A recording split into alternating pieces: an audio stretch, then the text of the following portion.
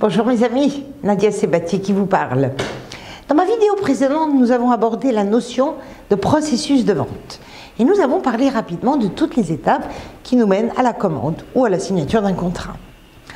Alors, quel que soit le processus que vous suivez, la première étape est toujours la préparation. Alors, vous me direz, on prépare quoi? Si vous êtes au téléphone, pensez d'abord à ce que vous voulez obtenir à l'issue de cet appel. Quel est l'objectif principal de cet appel? Et au cas où cela ne fonctionne pas de panique, vous pouvez obtenir autre chose. C'est ce qu'on appelle un objectif secondaire. Par exemple, mon objectif numéro 1 est d'obtenir un rendez-vous. Et si mon sujet ne l'intéresse pas, il y a peut-être quelqu'un dans sa société ou dans ses relations qui pourrait être intéressé. Alors, si on ne pose pas la question, on ne risque pas d'avoir une réponse. Ça, c'était la première chose. La seconde, préparez un script d'appel pour vous aider, en tout cas pour les premiers appels. Par ailleurs, vous pouvez aussi chercher sur le net ce qui existe comme information sur cette personne ou sur l'entreprise que vous allez appeler.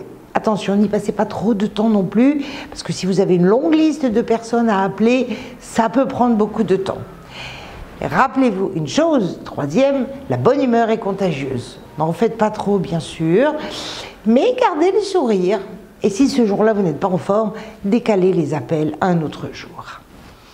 Maintenant, si vous allez à un rendez-vous, alors, idem concernant l'objectif principal et l'objectif secondaire, idem aussi pour l'enthousiasme et le sourire, mais là, la personne a accepté de vous recevoir. Il y a plus de chances que votre sujet l'intéresse. Passez un peu plus de temps à récolter des informations la concernant et concernant la société dans laquelle elle travaille. Pensez à la durée du parcours pour y aller, parce qu'arriver en retard donne en général une mauvaise impression.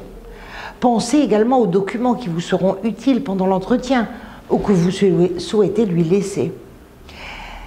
Listez les questions que cette personne, en tout cas pensez-y, que cette personne va vous poser, et bien sûr à celle que vous allez lui poser pour bien comprendre la situation dans laquelle elle est.